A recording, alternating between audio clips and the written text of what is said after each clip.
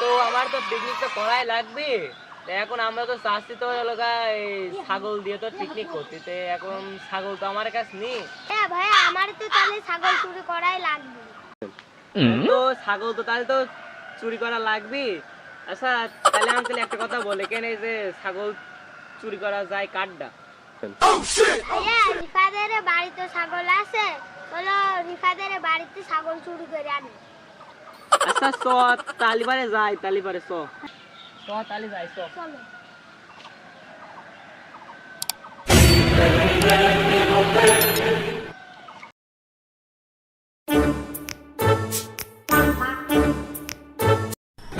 কি করে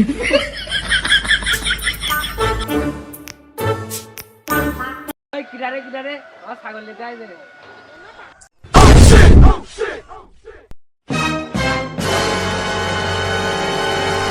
কি করে